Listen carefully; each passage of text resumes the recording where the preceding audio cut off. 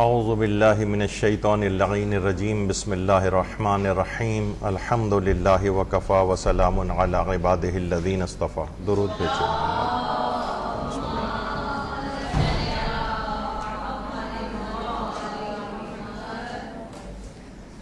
جھوٹ کے تباہ کن گناہ سے بچنے کے طریقوں کے سلسلے کا درس نمبر 5 جو انشاءاللہ آج آخری درس ہوگا. اتنی تفصیل اسی وجہ سے گئے، بار بار اس کی وضاحت کرنی پڑتی ہے کہ دو بہت ہی بڑے گناہ ہیں جو ہر وقت زبانوں کے اوپر جاری ہوتے ہیں، اور انسان کی آخرت کا بہت بڑا دار و مدار ان دو گناہوں کے اوپر ہے، غیبت اور جھوٹ. اچھا، اب دیکھیے، جھوٹ ایک ایسی عقلی برائی ہے کہ دنیا کے تمام مذاہب اس کے اوپر متفق ہیں، اس کو مذموم سمجھتے ہیں، اور حتیٰ کہ جو ملحد ہیں، جو اللہ کو بھی نہیں مانتے، وہ بھی جھوٹ کو ایک مذموم اور برائی اور خرابی کی چیز سمجھتے ہیں. یعنی جس کا اللہ سے بھی کوئی تعلق نہیں ہے جن افراد کا، وہ بھی اس کو برا سمجھتے ہیں. دیکھیے، کہا جاتا ہے نا کہ جھوٹ، بلکہ اس سے پہلے موت ایک ایسی چیز ہے کہ موت پر وہ لوگ بھی اعتقاد رکھتے ہیں جو حتیٰ کہ اللہ تک کو نہیں مانتے. ان کو بھی یقین ہے کہ موت ہر شخص کو ضرور آئے گی. اسی طریقے سے جھوٹ کے اوپر تمام ادیان کا بھی اتفاق ہے، تمام حتیٰ کہ جو اللہ کو نہیں مانتے ان کا بھی اتفاق ہے کہ یہ ایک مذموم چیز ہے. اچھا، ایک چیز ہوتی ہے کذب عملی. بعض اوقات ہم یہ کہتے ہیں کہ دیکھیے ہم نے تو زبان سے تو کوئی جھوٹ نہیں بولا ہے، لیکن علماء فرماتے ہیں ایک عملی جھوٹ کی بھی اقسام ہے. عملی جھوٹ کی اقسام جس کو ہم نے پچھلی دفعہ بھی ذکر کیا تھا کہ مثلا اس طریقے سے کسی بھی چیز کو ملمہ سازی کر دی جائے، جیسے رشتوں کے سلسلے میں فلٹر لگی ہوئی تصویریں بھجوانا، یہ عملی جھوٹ میں آتا ہے. اسی طریقے سے اور چیزیں اس قدر زیادہ میک اپ کر کے کہ تقریباً 180 ڈگری کا فرق آ جائے اصل میں اور جو ہے وہ میک اپ کرنے کے بعد رشتوں کے سلسلے میں، یہ جھوٹ کی اقسام ہے. مثلا اور اسی کو دھوکہ بھی کہا جاتا ہے، تدلیس. اس طریقے سے آپ دیکھتی ہیں کہ مثلا پھل والے جو ہیں، اگر آموں کا خریدنا ہے تو اوپر اچھے سے آم رکھ دیں گے، نیچے پلپلے آم موجود ہوتے ہیں اس کے. سبزی والے جو ہے وہ پانی مار کے باسی سبزیوں کو جو ہے نا وہ تازہ بنا کے جو ہے وہ پیش کرتے ہیں. تو اس طرح سے بہت ساری اس طرح کی اقسام بنتی ہیں کہ جس کو کذب عملی کہا جاتا ہے. ضروری نہیں کہ انسان فقط یہ کہ سوچے کہ بھائی میں تو صرف زبانی طور پر اگر جھوٹ بول رہا ہوں تو یہ اسلام میں حرام ہوگا، باقی یہ سب چیزیں حرام نہیں، یہ بھی حرام ہے. اچھا، پھر ایک اور چیز ہے جسے ایک ہوتا ہے کاذب. کاذب کہتے ہیں جو عام طور پر جھوٹ بولتا ہو، جھوٹ نکل جاتا ہو اس کے منہ سے. اور ایک ہے کذاب. کذاب خود ہمارے 5ویں امام محمد باقر علیہ السلام فرماتے ہیں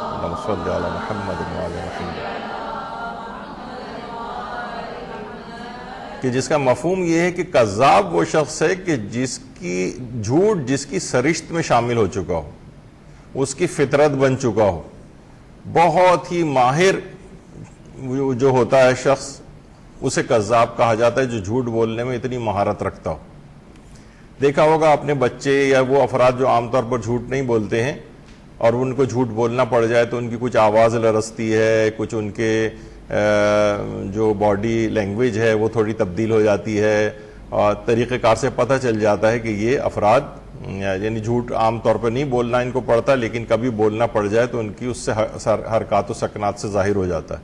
لیکن جو پکے جھوٹے ہوتے ہیں، جیسے سیاستدانوں کو آپ دیکھ لیں، ٹی وی کے اوپر جو بیٹھے ہوتے ہیں تو ایسے جھوٹ اور اتنی ریفائنڈ طریقے سے اور ایسے طریقے سے بول رہے ہوتے ہیں کہ ہر شخص کو جو ہے نا وہ یقین آ جاتا ہے ان کی بات پہ. دو مخالف سیاستدان بیٹھے ہوتے ہیں، وہ ان کے خلاف بول رہا ہوتا ہے اتنے ہی یقین سے، دوسرا ان کے دوسرے کے خلاف بول رہا ہوتا ہے. جھوٹ بھی یعنی انتہائی مہارت کے ساتھ. تو یہ کاذب میں اور کذاب میں ایک فرق ہے. یعنی کاذب جو ہوتا ہے عام طور پر جو جھوٹ بولتا ہے، لیکن وہ کہ جس کی سرشت اور فطرت کے اندر جھوٹ شامل ہو چکا ہو، اسے کذاب کہتے ہیں. اور اتنے بڑے جھوٹ، مثلا اچھا وہ جو ہے نا جو اتنا ماہر ہوتا ہے، وہ اگر ٹروتھ یا سچ بول بھی رہا ہوتا ہے تو اس کو بھی اگر آپ مہذب عدسے سے اٹھا کر دیکھیں کانویکس لینس لگا کر، تو اس کے اندر بھی آپ کو جھوٹ نظر آئیں گے. یعنی وہ ایسی ملمہ سازی کر کے اس کو سچ بنا کر پیش کر رہا ہوتا ہے، جبکہ وہ چیز جھوٹ ہوتی ہے.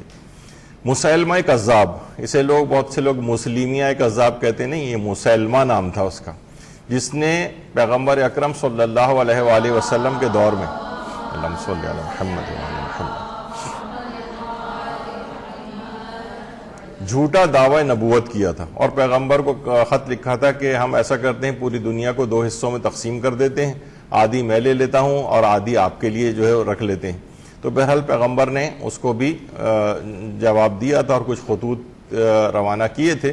تو اس میں اس کو السلام علی من اتبع الہدی کہہ کے مخاطب کیا تھا، یعنی جو ہدایت کی پیروی کرے اس پر ہمارا سلام ہو.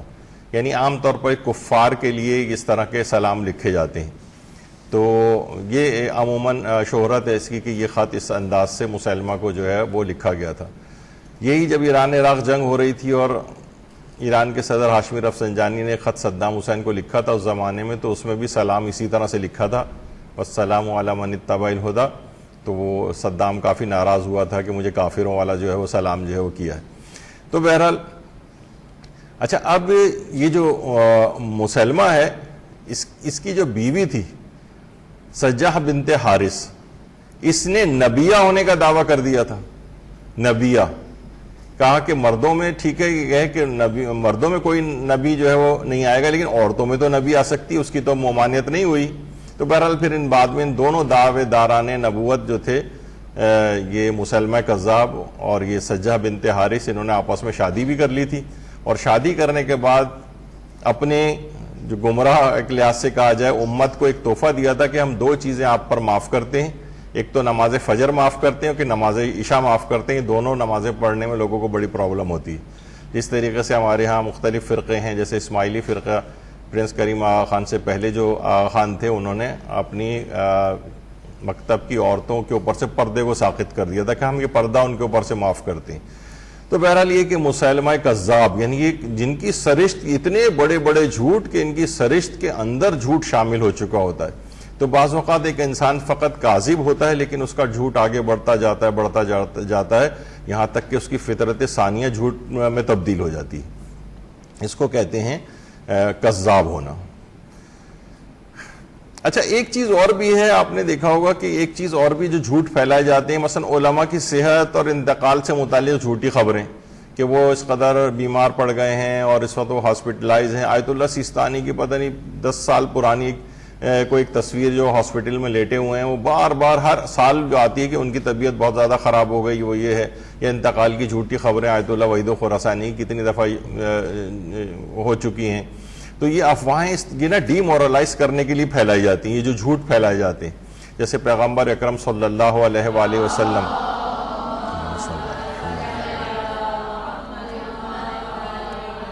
کی شہادت سے متعلق خبریں پھیلائی جاتی تھیں کہ پیغمبر جنگ میں شہید ہو گئے. اس کی وجہ یہ ہوتی تھی کہ آپ کو ڈی مورلائز کیا جائے، مسلمانوں کو وہ نفسیاتی دباؤ کا شکار ہو جائیں. تو یہ نفسیاتی جنگیں آج کل جو ہے وہ کافی چل رہی ہیں. تو بہرحال یہ سائیکولوجیکل وارفیئر جسے کہا جاتا ہے، یہ سب جنگوں کے مختلف ٹیکٹکس اور طریقہ کار کا حصہ ہے. تو بہرحال اسی طریقے سے آیت اللہ وحید خراسانی، آیت اللہ سیستانی، ان سب کی کبھی صحت کی خبریں آتی ہیں تو کبھی بھی اس طرح کی چیزیں، اور کیا کرتے ہیں ہمارے صاحبان ایمان، دھڑا دھڑ اس کو نہ فارورڈ کرنا شروع کر دیتے ہیں. اس سے کیا ہوتا ہے کہ عمومی طور پر ایک پسمردگی اور ڈی مورلائز ہوتے ہیں لوگ. تو اس قسم کی خبروں کو ہرگز، ان جھوٹ کو آپ فروغ کم سے کم نہ دیں اور اس بات کا خیال رکھیں کہ یہ اس طرح کی چیزیں پھیلائی جاتی ہیں. اچھا، وہ مقامات کے جہاں جھوٹ بولنا جائز ہے وہ ہم نے پچھلی مرتبہ بیان کرنے شروع کی تھی اور بات یہاں تک پہنچی تھی توریے کے متعلق بہت تفصیل کے ساتھ پوری ایک نشست اس موضوع پر پچھلی بار ہوئی تھی، اس کی مثالوں پر. البتہ یہ ضرور رہے، اس سے تاثر یہ نہ ہو کہ آپ ہر وقت ہر جگہ بس توریہ کرنا شروع کر دیں. علماء اس میں فرماتے یہی ہیں کہ بہتر ہے عمومی زندگی میں آپ توریے کی عادت نہ ڈالیں. وجہ اس کی یہ ہے کہ آپ نے دیکھا تھا پچھلی دفعہ اس کی بہت سی شرطیں ورتیں آئی تھیں. تو اس کو وہ آدمی استعمال کرے کہ جو کہ بڑی مہارت رکھتا ہو فقہی اعتبار سے. ورنہ کیا ہوگا کہ جو اتنی مہارت جس کی نہیں ہے وہ توریہ کرنا شروع کرے گا تو لامحالہ جھوٹ کے اندر، گناہ کبیرہ کے اندر گرفتار ہوگا. یا تو اتنی فقہی مہارت ہو، اتنا دماغ کو حاضر رکھا جائے کہ کون سے الفاظ کہے جائیں جس میں توریے کی سب شرطیں ہوں، تو پھر وہ، ورنہ عام طور پر اپنے آپ کو کرسٹل کلیئر، ظاہر و باطن بالکل پاک صاف اس طرح سے رکھیں. پچھلی دفعہ ہم آپ کو بتا ہی چکے ہیں کہ اتنی صفائیاں پیش کرنے کی اور یہ سب کچھ کرنے کی ضرورت نہیں ہوتی ہے. جو ہیں بس آپ اپنے واضح طور پر، سوائے اس کے کوئی بہت بڑا کوئی نقصان کوئی درپیش ہو تو پھر ایک الگ بات ہے، ورنہ بہتر ہے کہ عمومی زندگی میں توریے کی عادت نہ ڈالیں. ہمارے چھٹے امام، امام جعفر صادق علیہ الصلوۃ والسلام،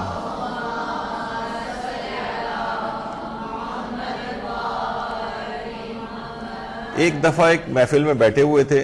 یہ واقعہ آج سے شاید 35 سال پہلے ہمارے استاد محترم نے سنایا تھا، جو میں آپ کو سنا رہا ہوں، تو مفہوم اس کا میں پیش کروں گا. کیا امام بیٹھے ہوئے تھے، امام جب وہاں سے اٹھ کے اپنے مسجد سے اپنے گھر کی طرف چلے تو چھٹے امام کے بیٹے حضرت اسماعیل بھی ساتھ تھے. یہ وہی اسماعیل ہیں کہ جن کے انتقال کے بعد لوگوں نے ان کو اپنا امام بنایا تھا، اور ایک اسماعیلی فرقہ جو آج تک چلا آ رہا ہے، ورنہ خود اسماعیل نے کوئی دعویٰ امامت نہیں کیا تھا. اور یہ اتنے اہم اور ایک برگزیدہ شخصیت تھے چھٹے امام، بہت زیادہ ان سے محبت کرتے تھے کہ جب امام زمانہ علیہ الصلوۃ والسلام تشریف لائیں گے، اللہ صلی اللہ علیہ وسلم،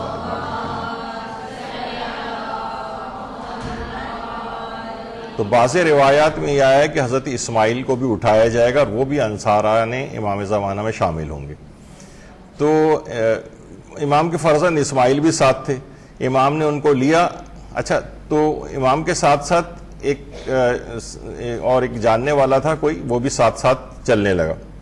اچھا، یہاں پہ بھی ہوتا تھا، علماء کے ساتھ بھی ہوتا ہے. ہمارے مولانا غلام علی وزیری صاحب جب یہاں نماز پڑھایا کرتے تھے مسجد خیر العمل میں، تو جب نماز پڑھا کے گھر جاتے تھے تو ایک بہت بڑا مجمع ان کے ساتھ ساتھ چلتا ہوا ان کے گھر تک آتا تھا انہیں. اور ایک دفعہ میں بھی ان کے ساتھ ہی تھا، ایک بزرگ پتہ چلا وہ بھی ساتھ آئے اور کہا کہ مجھے اندر آنا ہے. مولانا نے ان کو بھی بلا لیا اپنے ساتھ، میں بھی دیکھ رہا تھا ان کو. پھر انہوں نے جیب سے کوئی کاغذ نکالا اور ایک بہت لمبی چوڑی انہوں نے جو شاعری کی ہوئی تھی، کہا کہ مولانا میں آپ کو سنانا چاہتا ہوں. اچھا، اب آدمی ہے، دوپہر کا وقت ہے، آدمی آ کر سوتا بھی ہے، کھانا بھی کھانا ہے اس کو، سب کچھ، اور کوئی اتنی بڑے ایک دیوان لے آئے کہ مجھے آپ کو سنانا ہے. یعنی مجھے خود یاد ہے کہ ایک کانفرنس میں ایک دفعہ جانا پڑا تھا ملک سے باہر، تو ڈاکٹر حضرات ساتھ تھے. ان میں ایک ڈاکٹر کو جو پیپر پریزنٹ کرنا تھا تو پوری رات دوسرے ڈاکٹر صاحب جو ان کے روم میٹ تھے ان کو وہ پیپر سناتے رہے. ان کی نیند کو ڈسٹرب کر دیا کہ لازمی آپ نے مجھ سے سننا ہے کیونکہ مجھے پریزنٹ کرنی ہے. اب مولانا میرے سامنے جزبوز ہو رہے ہیں کہ بھئی کس مصیبت میں پھنس گیا. تو نہیں چاہتا کسی وقت انسان ملنا. تو وہ آدمی جو چھٹے امام کے ساتھ آیا، امام نے اسماعیل کو اندر لیا گھر میں اور اس سے کہا اچھا بھائی خدا حافظ، مصافحہ کیا اور دروازہ بند کر لیا. اسماعیل نے کہا کہ بابا آپ اس شخص کو اندر تو بلا لیتے.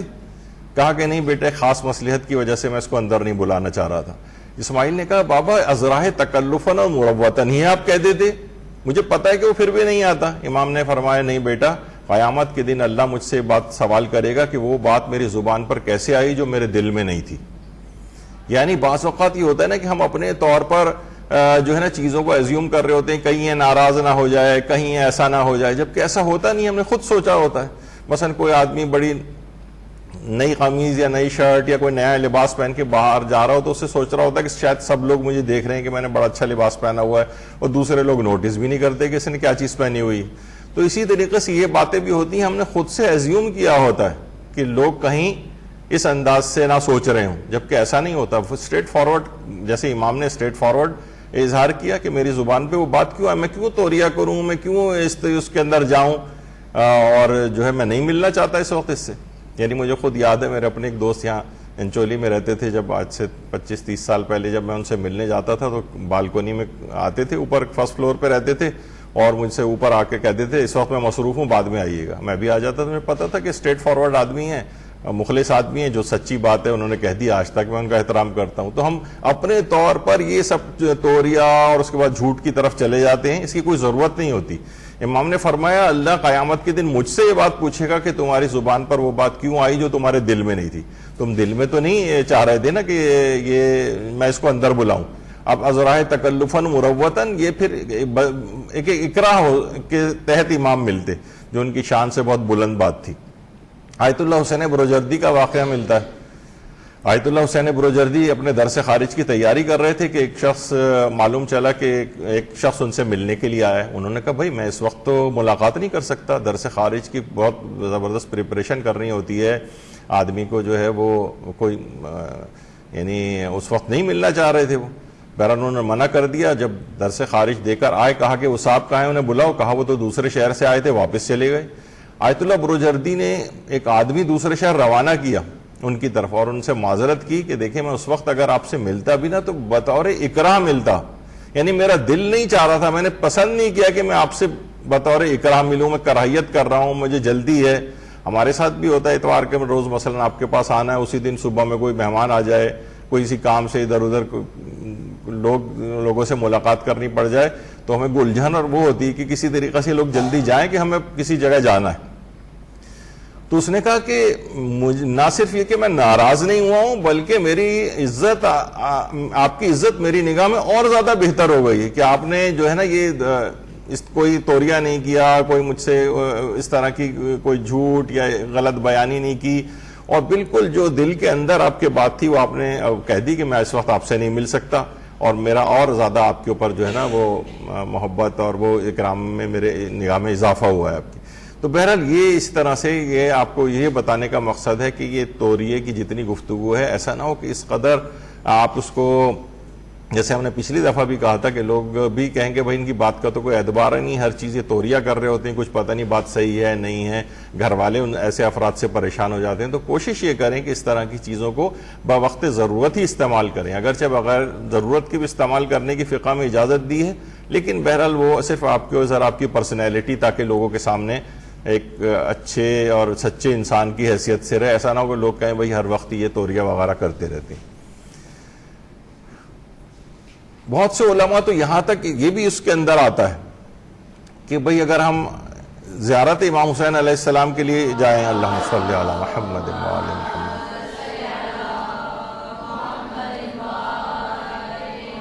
لوگوں نے ایک عالم کو دیکھا سفید داڑھی والے تھے اور کہا کہ آپ یہ کیا ہے کہ آپ مثلا آپ زیارت کے لیے آئے ہیں, 10-15 منٹ صرف آپ بیٹھتے ہیں, اس کے بعد فوراً اپنے جو ہے وہاں چلے جاتے ہیں اپنے ہوٹل کے اندر واپس. تو انہوں نے کہا کہ کیا میں اب اس سفید داڑھی کے ساتھ امام کے سامنے ریاکاری کروں؟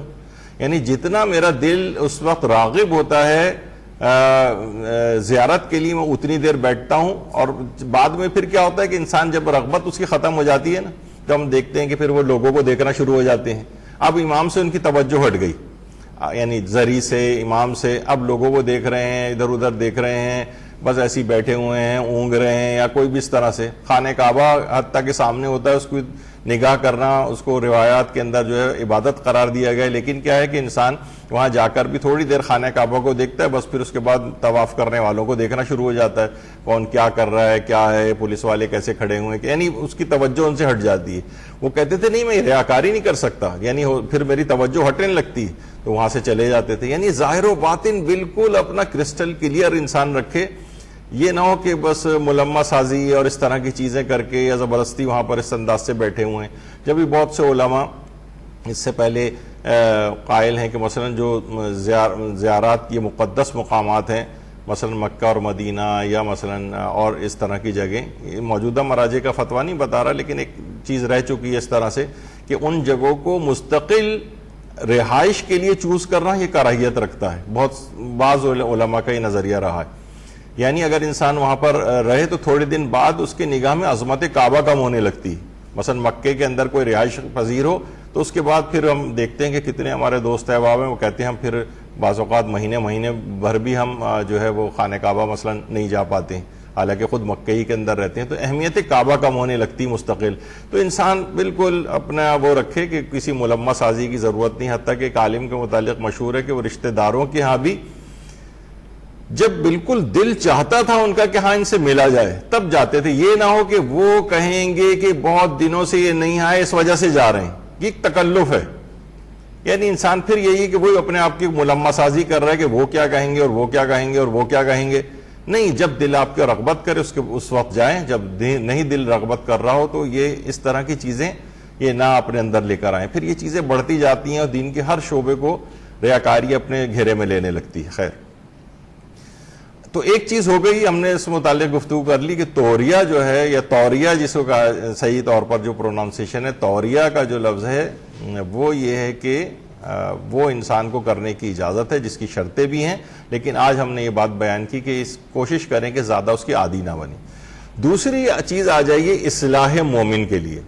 دو مومنین کے درمیان اگر جھگڑا ہو جائے تو ان میں صلح اور صفائی کے لیے انسان کو چاہیے کہ وہ اس میں اجازت ہے کہ وہ جھوٹ بول سکتا ہے، جھوٹ بول سکتا ہے۔ البتہ وہی چیز میں نے اس سے پہلے بھی آپ کے خدمت میں پیش کی تھی کہ جہاں جہاں جھوٹ بولنے کی اجازت ہے، آغا سیستانی فرماتے ہیں کہ اس وقت ہے کہ جب انسان توریہ نہ کر سکتا ہو، یعنی احتیاط واجب کی بنا پر اگر توریہ کرنا ممکن ہے تو توریہ کرے گا، وہ کرنا بالکل ممکن نہ ہو تو پھر وہ جھوٹ بول سکتا ہے۔ مثلا اصلاح مومن کے لیے دو مومنوں کے درمیان صلح کرانے کے لیے پتہ چلا کہ دو مومنات ہیں، آپس میں ان کی بڑی لڑائی چل رہی ہے۔ اب آپ نے کہا کہ بھائی ایک کے پاس گئی آپ نے کہا کہ تم بلا وجہ ان سے اتنی ناراض ہو، تو تمہاری اتنی تعریف کر رہی تھیں۔ دوسری کے پاس گئیں کہ بھائی وہ تو اس لڑائی جھگڑے میں بڑی شرمندگی محسوس کر رہی ہیں کہ ہم مومنات ہیں، مولا علی کی ماننے والی ہیں، ہمیں نہیں چاہیے کہ آپس میں اس طرح سے لڑائی و جھگڑا کریں۔ دیکھیے لڑائی و جھگڑے یہ آپس میں تنازعات کے لیے میں نے شاید ایک دفعہ پہلے بھی بتایا تھا کہ امام معصوم نے سہم امام کا ایک مصرف اور ایک رقم معین کر رکھی تھی جو مومنین کے درمیان آپس میں جو جھگڑے ہو جاتے ہیں مالی امور میں، وہ اگر وہ جھگڑ رہے ہوں تو وہ مال دے کر ان کے جھگڑے کو رفع کراؤ۔ سہم امام کا ایک پرپز کے لحاظ سے یہ امام نے ایک رقم بھی مختص کر رکھی تھی۔ تو یہ چیز اب جو یہ دونوں آپ نے دونوں طرف سے جا کے باتیں کہیں، بھائی تم ان سے ناراض ہو وہ تو شرمندہ ہیں، تم انہیں بلا وجہ برا کہہ رہی ہو تو تمہاری تعریف کر رہی تھی، اب ان کے کیا ہو رہا ہے، دل ان کے قریب آئیں گے، دونوں ایک دوسرے سے ملیں گی، ان کے درمیان اختلافات اور جھگڑے دور ہو جائیں گے۔ اسے کہا جاتا ہے اصلاح مومن کے لیے۔ اصلاح مومن کے لیے پیغمبر اکرم صلی اللہ علیہ وآلہ وسلم فرماتے ہیں کہ اللہ ایسے جھوٹ کو پسند کرتا ہے جو امن اور صلح کا باعث بنے، اور اس سچائی سے نفرت کرتا ہے جو فتنے کا باعث ہو۔ لوگ کہتے ہیں کہ بھئی ہم تو سچ بولیں گے چاہے جھگڑا ہو جائے، سچ بولنا چاہیے، نہیں۔ ان اللہ احب الکذب فی الصلاح وابغض الصدق فی الفساد، یعنی رسول اکرم فرماتے ہیں کہ اللہ ایسے احب الکذب فی الصلاح، ایسے جھوٹ کو پسند کرتا ہے جو دو مومنین کے درمیان صلح کروائے، وابغض الصدق فی الفساد، ایسے سچ کو برا سمجھتا ہے کہ جو مومنین میں آپس میں جھگڑے کا باعث بن جائے۔ لوگ کہتے ہیں بھئی ہم تو صاف اور سیدھی اور کھری بات کریں گے، پتہ چلا فساد ہو رہا ہے، لوگوں میں جھگڑا ہو جائے گا اس سے اگر آپ نے بیان کیا۔ تو اللہ ایسے سچ سے بغض رکھتا ہے، ابغض صدق فی الفساد، یعنی ایسے سچ سے بغض رکھتا ہے، دشمنی رکھتا ہے جو لوگوں میں فساد و جھگڑا کروائے۔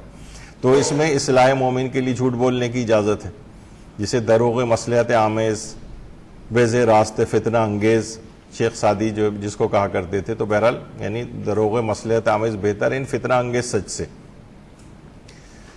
اور ایک اور حدیث کے اندر پیغمبر اکرم نے مولا علی علیہ الصلوۃ والسلام، اللہم صلی علی محمد وعلی محمد، کہ یا علی ثلاث یحسن فیہن الکذب، اے علی تین باتوں میں جھوٹ بولنا بہت اچھا ہے، دو باتیں تو بھی میں چھوڑتا ہوں، آخری والی والاصلاح بین الناس، یعنی جھوٹ بولنا بہت اچھا ہے جب مومنین کے کو آپس میں صلح کرانے کی ضرورت پیش آئے۔ البتہ توریہ کریں، آغا سیستانی فرماتے ہیں نہیں ممکن ہو تو بہرحال پھر اس کے بعد جھوٹ بول کے بھی ان کے درمیان صلح کروائی جا سکتی ہے۔ تو اس طرح سے پھر آغا سیستانی سے ایک سوال پوچھا گیا، کیا کسی کو سدھارنے کے لیے جھوٹ بولا جا سکتا ہے، یعنی اس کی اصلاح کے لیے؟ دو لوگوں کے درمیان صلح کرانے کے لیے جھوٹ بولنا اور اپنی مصلحت کے لیے جھوٹ بولنے کا کیا حکم ہے؟ تو آپ نے فرمایا کہ صرف دو جگہوں پہ جھوٹ بولنا جائز ہے، البتہ بنا بر احتیاط واجب، اگر توریہ کرنا ممکن نہ ہو تب۔ نمبر ایک مومنین اور خود کو نقصان سے بچانے کے لیے، اور نمبر دو لوگوں میں اصلاح کروانے کے لیے، صلح کروانے کے لیے، یعنی اس موقع پر جھوٹ بولنا کی اجازت ہے، البتہ توریہ کرنا اس سے پہلے کا مرحلہ ہے۔ اسی طریقے سے ایک سوال ہے کہ کیا کسی کو راہ راست پر لانے کے لیے اس سے جھوٹ بولا جا سکتا ہے، مثلا کوئی جھوٹا خواب سنا کر اسے کسی گناہ کے انجام سے ڈرایا جائے؟ تو یہی جواب سب علماء کی طرف سے آتا ہے کہ یہ چیز جائز نہیں، یعنی امر بالمعروف کے لیے کسی حرام کام کو کرنے کی اجازت نہیں، جھوٹ بولنے کی اجازت نہیں ہوگی، چاہے آپ کا مقصد کسی کو یعنی گناہ سے روکنا ہی کیوں نہ ہو. جس کی مثال اتنی اچھی نہیں ہے، لیکن مثلا پیخانے کی نجاست کو پیشاب کے ذریعے آپ صاف نہیں کر سکتے، اس کو پاک نہیں کر سکتے. یعنی یہ کیسے ممکن ہے کہ ایک نجاست کو ہٹانے کے لیے دوسری نجاست کا استعمال کیا جائے؟ آپ کہیں کہ بھئی اس کو فلاں بے پردگی کے گناہ سے روکنا ہے تو ہم جھوٹی کوئی اس کو حکایت سنا کر یا جھوٹی کوئی حدیث سنا کر یا جھوٹا خواب سنا کر اس کو ڈرا دیں اور پردے کرنے پہ مجبور کریں. نہیں، ایسا نہیں. تو ایک چیز یہ ہوئی. اس کے بعد تیسری چیز ہے دفع ضرر بلیغ کے لیے، بڑے نقصان سے بچنے کے لیے. ایک ہوتا ہے چھوٹا نقصان، مثلا آپ کی چمنی جو ہے وہ کا نقصان ہو جائے گا، تو اس کے لیے جھوٹ بولنے کی اجازت نہیں. یعنی ضرر بلیغ ہو، یعنی ایسا کہ بھئی اگر ہم نے جھوٹ نہیں بولا تو ہمارا بہت بڑا کوئی نقصان ہو جائے گا، بہت بڑا نقصان. تو بڑا نقصان سے بچنے کے لیے انسان جھوٹ بول سکتا ہے. تو اگرچہ ابھی وہ تو ہم نے اس کو ذکر نہیں کیا، جھوٹی قسم کھانے کے اوپر، یعنی خود امام کے پاس بھی ایک دفعہ کیس گیا تھا کہ جب ہم فلاں جگہ سے اپنا سامان لے کر گزرتے ہیں، جو چنگیاں وغیرہ ہوتی ہیں، تو اس زمانے میں چنگی ہوتی تھی جیسے ہمارا ٹول پلازا وغیرہ ہوتے ہیں، تو وہ وہاں پر ٹیکس وصول کرتے تھے. تو کہتے تھے کہ مولا اگر ہم قسم کھا لیں کہ ہمارے پاس مثلا اتنا نہیں بلکہ اتنا سامان ہے تو یہ بلو ٹیکسیبل ہو جائے گا اور پھر ٹیکس نہیں لگے گا ہمیں، تو کیا ہم جھوٹی قسم کھا لیں؟ تو امام نے پھر ایک خاص ان کو ایک عدد بتایا تھا کہ اتنا اگر مال ہو، اس سے زیادہ، اس سے کم ہو تو جھوٹی قسم نہ کھانا، اس سے زیادہ ہو تو جو کہ بہت زیادہ مال تھا تو پھر جھوٹی قسم کھا کے اپنے مال محترم کو بچانا. یہ احلی من الاصل، یہ مجھے شہد کی مٹھاس سے بھی زیادہ پسندیدہ ہے. تو یعنی چھوٹے چھوٹے نقصان کے اوپر جھوٹ نہ بولا جائے. یہاں بہت بڑا کوئی نقصان ہو، ضرر بلیغ ہو، تو اس کے اوپر جھوٹ بولا بھی جا سکتا ہے، اور پھر جھوٹی قسم کا بھی آپ نے جیسے کہ روایت کا سنا. اسی طرح سے کسی دوسرے مومن کو شدید نقصان سے بچانے کے لیے، یعنی اگر آپ نے اس وقت جھوٹ نہیں بولا تو اس مومن کا بہت بڑا کوئی نقصان ہو جائے گا. مثلاً کوئی اس کا بہت بڑا مالی نقصان ہو جائے گا، آپ نے کہا بھائی وہ سچ بولنا چاہیے، بھائی سچ بولنے سے اس کی زندگی تباہ ہوئی جا رہی. نہیں، پھر اس موقع پر جھوٹ بولنے کی اجازت ہے، بشرطے سب سے پہلے وہی ہے کہ احتیاط واجب ہے کہ توریہ کریں. توریہ ممکن نہ ہو تو پھر جھوٹ بولا جا سکتا ہے. جب بھی پیغمبر اکرم صلی اللہ علیہ وآلہ وسلم فرماتے ہیں کہ جو شخص کسی مومن کو کسی ظالم شخص کے نقصان پہنچانے سے محفوظ رکھتا ہے، اللہ اس کے لیے ایک فرشتہ مقرر کر دیتا ہے تاکہ وہ قیامت کے دن اسے جہنم کی آگ سے محفوظ رکھے. یعنی کسی کو نقصان سے بچانا اس قدر اہم ہے کہ آپ نے نقصان سے بچا لیا اس کو، تو اللہ ایک فرشتے کو مقرر کرے گا جو جہنم میں جانے سے اس کو آخرت میں محفوظ رکھے گا. کتنی اہم باتیں ہم لوگوں کو نقصان پہنچا دیتے ہیں اپنے سچ بیانی کر کے کہ بھئی ہم تو سچ بول رہے ہیں. نہیں، نقصان اس کو سے بچانا یہ ضروری ہے مومن کو. اسی طریقے سے خاندانوں کو ٹوٹنے سے بچانے کے لیے، خود آقا سیستانی نے بھی اس کو لکھا ہے، خاندان ٹوٹا جا رہا ہے. مثلا آپ نے ایسا سچ بولا، کوئی ایسا گناہ کسی کا سامنے آپ کے علم میں آ گیا، اب آپ نے کہا بھائی میں تو سچ بولوں گی، ارے بھائی اس کو طلاق ہو جائے گی، اس عورت کو، اس کا پورے خاندان بکھر کے رہ جائے گا، اس موقع پہ سچ نہیں بولیں آپ. تو اس موقع پر خاندان کو ٹوٹنے سے اگر بچانا ہے تو پھر اس موقع پر جھوٹ بولنے کی بھی اجازت ہے. تو بہرحال اب اتنا نہیں کہ میں، اچھا اس میں دیکھیے بہت سے رشتہ دار ایسے ہوتے ہیں، جسے ہم نے جب اس کی پوسٹ میں لگائی تھی اس کا ہیڈنگ ہے منہ پھولائے رشتہ دار. یہ منہ پھولائے رشتہ دار خاص طور پر اس وقت بہت ہوتے ہیں کہ جس وقت گھروں میں جب خوشیاں ہو رہی ہوتی ہیں، شادی بیاہ کا، تو کوئی نہ کوئی رشتہ دار منہ پھولا کے بیٹھا ہوتا ہے بلا وجہ. مجھے پوچھا کیوں نہیں، میری مووی کیوں نہیں بنوائی، مجھے اسٹیج پر کیوں نہیں بلایا، مجھے فلاں چیز کیوں نہیں کی. بہت ساری ایسی چیزیں ہوتی ہیں کہ کچھ نہ کچھ افراد اس طرح سے ہوتے ہیں. جب بھی روایتوں میں آیا کہ چھٹے امام فرماتے ہیں کہ اللہ کی رحمت سے دور ہے وہ شخص جس کی طرف اس کا بھائی سلو کے لیے ہاتھ بڑھائے اور وہ سلو نہ کرے. یہ منہ پھولائے ہوئے، منہ نہیں، میں ملاقات نہیں کروں گا اس سے، میں اس سے صلح کے ہاتھ نہیں بڑھاؤں گا اس کے لیے، تو اللہ کی رحمت سے وہ شخص دور ہو جاتا ہے. تو بہرحال اس طرح کی چیزیں جب خاندانوں میں ہوتی ہیں اس کا خیال رکھنا چاہیے، ورنہ پھر مولا یہ فرماتے ہیں کہ قبر جو ہے سب سے قریب ترین رشتہ دار ہے، پھر اس جو کرے گی آپ کے ساتھ وہاں پر وہ رشتہ دار پھر آپ کو وہ بھگتنا پڑے گا. اچھا، پھر ہے مقام تقیہ میں جھوٹ. آپ کو پتہ ہے تقیہ جب کیا جاتا ہے یعنی اس کے اندر جھوٹ بولا جاتا ہے، اپنے آپ کو کسی نقصان، جان مال عزت و آبرو کا کوئی نقصان ہے، اس میں جھوٹ بولنے کی شریعت کے اندر اجازت ہے، کیونکہ امام فرماتے ہیں کہ میرے پدر بزرگوار فرماتے تھے کہ میری آنکھوں کو تقیے سے زیادہ ٹھنڈک پہنچانے والی کوئی چیز نہیں ہے، بے شک تقیہ مومن کے لیے ڈھال ہے۔ آج کل عام طور پہ یہ بات کہی جاتی ہے کہ نہیں یہ دور اب تقیے کا نہیں رہا ہے، نہیں، تقیہ اب بھی، بلکہ روایتوں میں کہ جس قدر آخری دور میں تقیے کی ضرورت ہوگی اس سے پہلے کبھی نہیں تھی۔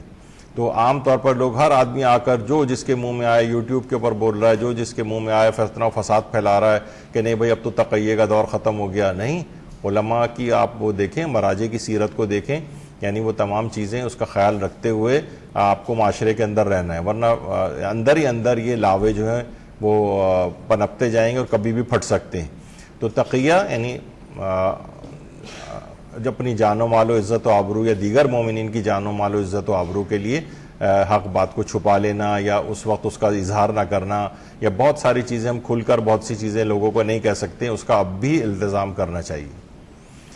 اچھا، پھر اس کے بعد اب اتنا وقت نہیں ہے تو تیزی کے ساتھ جائیں گے۔ تقیہ مداراتی بھی اس کے اندر آتا ہے کہ اس کے اندر کوئی چیز ہمیں مثلا ان جیسا کوئی ایکٹ کرنا ہوتا ہے، جیسے ہم نے پچھلی دفعہ بھی اس کا ذکر کیا تھا کہ انسان مکے و مدینے جاتا ہے، وہاں پر ان کے ساتھ نماز جماعت پڑھتا ہے، ہمارے لحاظ سے اگرچہ ان کی نماز جو ہے وہ صحیح نہیں ہوتی ہے اور وہ شرائط پہ جو ہے وہ پوری نہیں اتر رہی ہوتی، لیکن پھر بھی ہمیں حکم ہے کہ تقیہ مداراتی کے تحت ان کے ساتھ ہی کھڑے ہو کر نماز پڑھیں، اگرچہ پوری نماز خود پڑھنا ہوتی ہے اور اٹھک بیٹھک وغیرہ وہ سب ان کے ساتھ کرنا ہوتا ہے۔ اسے تقیہ مداراتی کی ایک مثال کے طور پر پیش کیا جاتا ہے۔ اس کے بعد آتا ہے جنگ کے موقع پر جھوٹ بولنے کی اجازت ہے۔ جنگ کے موقع پر، اچھا، جنگ کے موقع پر جھوٹ بولنے کی اجازت، ابھی آپ نے جیسے کہ سنا تھا کہ اے علی 3 موقعوں پر جھوٹ بولنا پسندیدہ ہے، ان میں پہلی چیز تھی المکیدۃ فی الحرب، دشمن کو جنگ میں دھوکہ دیتے وقت۔ دیکھیے عام یہ ہوتا ہے نا کہ پیغمبر اکرم کی اپنی زندگی میں ملتا ہے کہ پیغمبر کے بہت سارے جاسوس مختلف جگہوں پہ ہوتے تھے، تو جاسوس اپنی اصلی ناموں سے بھی نہیں رہے ہوتے، کوئی اور نام رکھا ہوتا ہے، اپنے چیزیں چھپائی ہوئی ہوتی ہیں، ورنہ تو ظاہر ہے ان کو پکڑ لیا جائے گا، اور وہ جاسوسی کا سارا بہت بڑا نیٹ ورک اس زمانے میں بھی ہوتا تھا۔ تو جنگ کے موقع پر دشمن کو دھوکہ دیتے وقت جو جھوٹ بولا جاتا ہے اس کی اجازت ہے۔ البتہ اس کے یہ معنی نہیں کہ کوئی صرف ہیڈنگ اگر پڑھے کہ جنگ کے موقع پر جھوٹ بولنے کی اجازت ہے، جنگ ہو رہی سرحدوں پر اور ہم جو ہے کراچی میں بیٹھ کر جھوٹ بول رہے ہیں ایک دوسرے سے، یہ نہیں، یعنی اس کے مقصد یہی ہے کہ جس وقت دشمن سے جب آپ کا انٹریکشن ہو اور اس کو آپ کوئی غلط بیانی کریں، اس کو دھوکہ دیں، تو جنگی راز کوئی آپ کسی کے پاس ہو وہ ظاہر نہ کریں، جیسے ستون ابی لبابہ جو مدینے میں مسجد نبوی کے اندر جو ستون ہے وہاں پر ایک جنگی راز ابی لبابہ سے ظاہر ہو گیا تھا، اور انہوں نے اپنے زمانے جاہلیت کے جو مختلف دوست تھے انہوں نے پیغمبر کا ایک جنگی راز ان کے سامنے ظاہر کر دیا تھا۔ تو کیا ہوا تھا، پھر اپنے آپ کو انہوں نے ایک ستون سے آ کر باندھ لیا تھا مسجد نبوی کے، اور پھر اس کا ایک بڑا دلچسپ واقعہ ہے جو ستون توبہ کے نام سے یا ستون ابی لبابہ کے نام سے بہت مشہور ہے۔ پھر آ کر پیغمبر نے کئی دن گزر گئے اور اس کے بعد پھر جو ہے پیغمبر نے اپنے ہاتھوں سے آ کر جو ہے بہرحال اللہ نے توبہ قبول فرمائی اور پھر پیغمبر نے ان کی رسیاں کھولی۔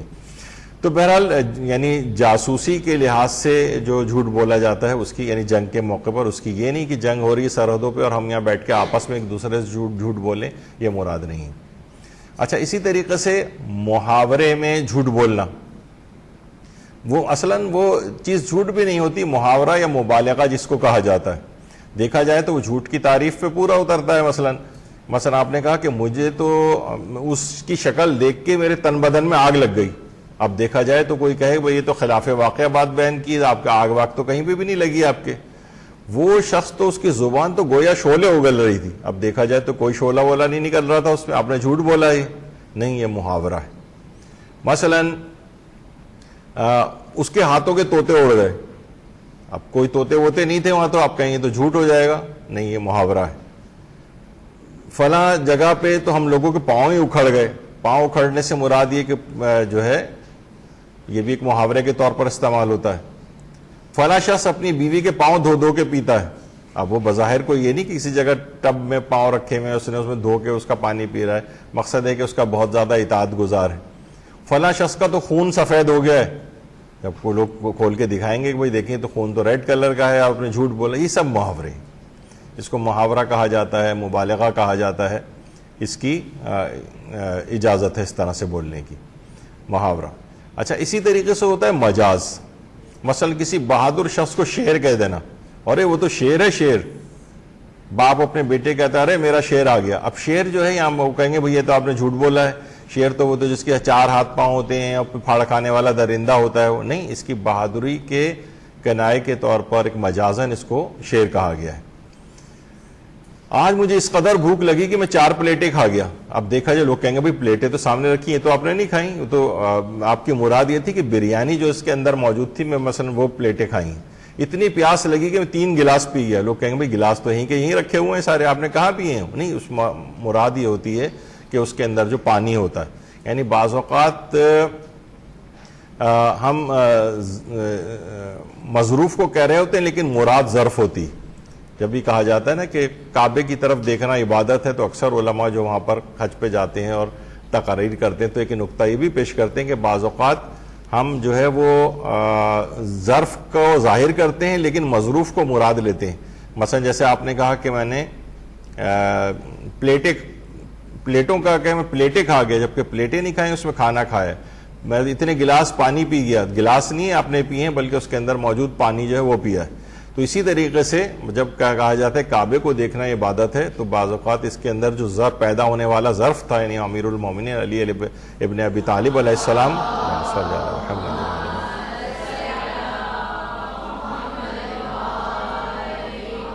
وہ اس سے میرا مراد ہے کہ ان کی یعنی کعبے کی طرف دیکھنا وہ بھی عبادت ہے، اور جو اس میں پیدا ہونے والا جو ظرف ہے مظروف ہے اس کی طرف بھی دیکھنا ہے، اس لحاظ سے عبادت بنتا ہے. جیسے ہم کہتے ہیں کہ بھئی یہ روڈ کہاں جاتی ہے، تو یہ روڈ کہیں نہیں جاتی، ہم اس کے اوپر چل کے کہیں جاتے ہیں، تو لیکن مراد یہ ہوتی ہے. تو بہرحال اس کو مجاز کہا جاتا ہے. مجاز اچھا بہت ساری چیزیں جیسے ابھی آپ نے کہا اس میں بھی تھوڑے تھوڑے سے فرق ہیں. مثلا محاورہ اور کہاوت اور ضرب الامثال جو ہوتی ہیں ان میں تھوڑا سا ایک فرق ہے جو ابھی خیر بیان کرنے کی ضرورت نہیں ہے، لیکن محاورے اور مبالغے میں بھی اجازت ہے اس کی، اور مجاز میں بھی اس کی اجازت ہے. مثال میں بھی جھوٹ بولنے کی اجازت ہے. علماء کہتے ہیں البتہ ہے کہ مثال ایسی ہو کہ مثال میں اگر مثال کسی نیکی کے لیے بیان کی جائے، یعنی ہم جو مثال دے رہے ہیں وہ کسی نیکی کی اچھائی بیان کرنے کے لیے دے رہے ہیں، یا کسی برائی کی مذمت بیان کرنے کے لیے دے رہے ہیں، یا پھر خدا کی معرفت اور حکمت بیان کرنے کے لیے دے رہے ہیں. ان 3 چیزوں میں اگر انسان مثال دے تو اس کے اندر جھوٹ بھی اگر بات بیان کر رہا ہے وہ بطور مثال. جیسے کہا جاتا ہے نا، دیکھیے جملہ ہمارا مشہور ہے کہ لا مناقشۃ فی المثال، مثال میں جھگڑا نہیں کرنا چاہیے. مثال میں تمام جہتیں آنا ضروری نہیں کہ مثال بالکل آپ کے اوپر 100% پوری اترے، نہیں، ملتی جلتی چیز ہوتی ہے مثال. یعنی مثال دی جا سکتی ہے، اس میں جھوٹ بولا جا سکتا ہے بشرطے کسی نیکی کی اچھائی کے لیے، کسی برائی کی مذمت کے لیے، یا خدا کی معرفت اور حکمت بیان کرنے کے لیے دی جائے. اس کی بہت سی مثالیں بھی ہیں. مثلا امام حسن علیہ الصلوۃ والسلام، ہمارے دوسرے امام صلی اللہ علیہ وسلم،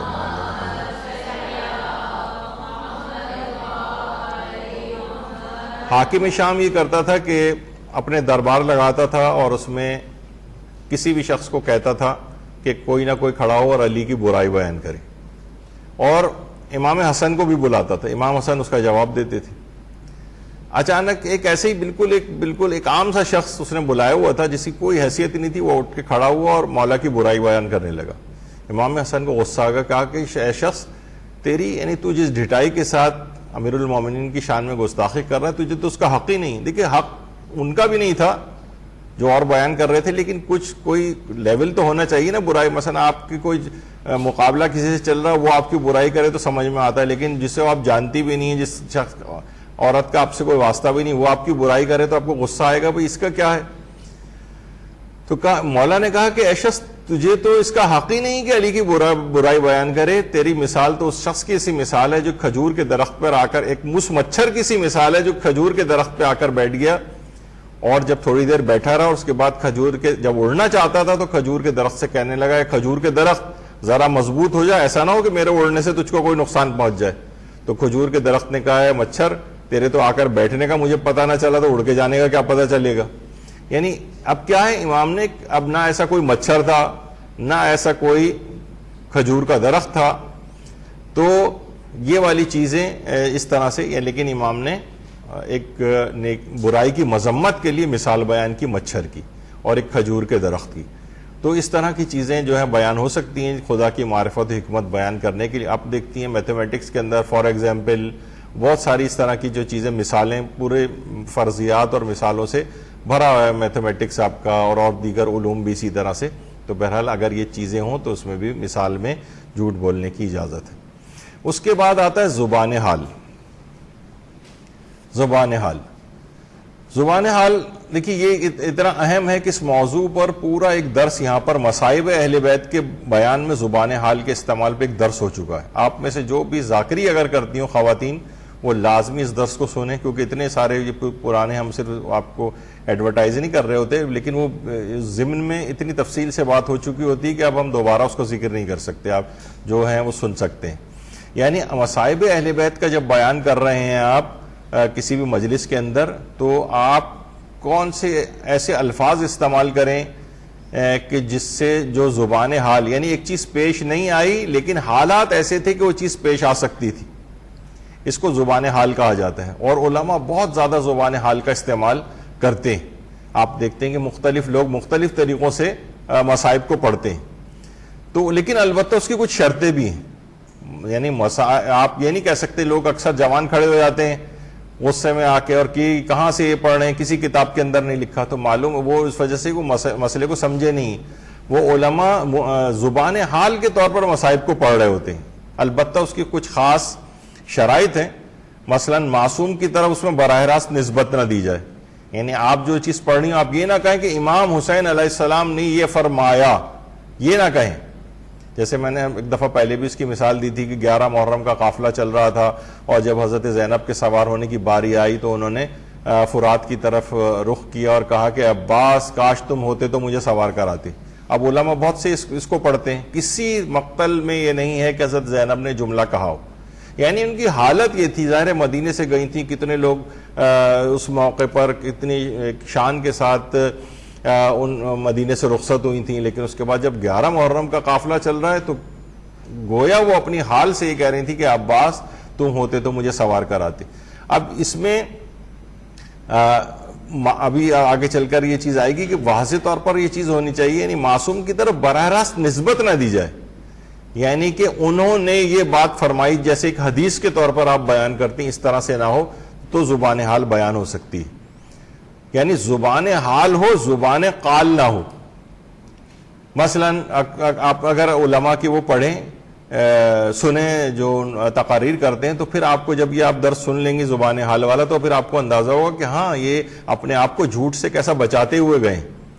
مثلا ذوالجناح نے زبان بے زبانی سے یہ کہا. اب ذوالجناح یہ تو نہیں کہ ذوالجناح ہوتا ہے کہ جناب ذوالجناح نے آپ یہ کہا, تو اس سے مراد یہ تو نہیں کہ وہ کسی فصیح عربی میں گفتگو کر رہا تھا ذوالجناح. اس کی حالت یہ تھی کہ گویا وہ یہ کہہ رہا تھا. تو بہرحال یعنی زبان حال ہونی چاہیے, زبان قال یعنی انہوں نے کہا یہ اس طرح سے نہ ہو, لوگوں کو بھی پتہ چل جائے کہ زبان حال کے طور پر ذکر ہو رہا ہے. اور معصوم کی حرمت و شان کے منافی کوئی بات نہ ہو, یہ بھی آپ اس کے اندر سن لیجئے گا کہ اگر کوئی یعنی کوئی اس طرح کی مثالیں آپ کو ملتی ہیں مصائب کے اندر جس سے امام کی کوئی توہین محسوس ہو رہی ہو. البتہ بہت سی چیزیں توہین نہیں ہیں, اسے لوگ کہتے ہیں یہ توہین ہے. مثلا کہتے ہیں کہ نہیں یہ والی روایت نہیں پڑھنی چاہیے کہ امام حسین علیہ السلام حضرت علی اصغر کو لے کر آئے اور کہا کہ کم سے کم اسی کو پانی پلا دو, تو یہ امام کی شان سے بعید ہے کہ وہ اس طرح سے لاچارگی سے آ کر اور یزیدی لشکر کے سامنے یہ بات کہیں. نہیں, یہ بات تو یہ اتمام حجت کے طور پر کہی گئی ہے کہ یہ لوگ جو سامنے موجود ہیں یہ افراد تو نہ صرف کہ مسلمان نہیں ہیں بلکہ تو انسانیت بھی نہیں ہے کہ چھوٹے سے بچے تک کو پانی نہیں دے رہے. تو بہرحال یہ کہ اتمام حجت کہتے ہیں. معصوم کی حرمت و شان کے منافی میں کوئی بات نہیں, لیکن کوئی ایسی آپ کو مثلا روایت ملتی ہے کہ جس میں امام کی حرمت و شان کے منافی کوئی بات ہو تو پھر اس کو زبان حال کے طور پر نہیں کہا جا سکتا. اور صراحتاً یا ضمناً بتایا جائے کہ لسان حال ہے. مثلا آپ یہ کہیں کہ میرا دل کہتا ہے کہ ایسا ہوا ہوگا, میرا دل کہتا ہے کہ امام نے شاید یہ کہا ہو, اس طرح سے, یعنی اس سے صراحت ہو رہی کہ امام نے کہا نہیں ہے, آپ کی اپنی فیلنگ جو ہے وہ اس طرح کی ہے. تو یہ اس طرح کی چیزیں ہونی چاہیے. تو زبان حال کے طور پر جو مصائب ہیں وہ اس انداز سے پڑھے جا سکتے ہیں. تو بہرحال یہ چیز ہو گئی, لیکن تفصیل آپ اس میں سن لیجیے گا. اس کے بعد اگلی چیز آتی ہے اور وہ ہے قصہ کہانیاں اور داستانیں, جس میں جھوٹ بولنے کی اجازت ہے. قصہ کہانیاں اور داستانیں.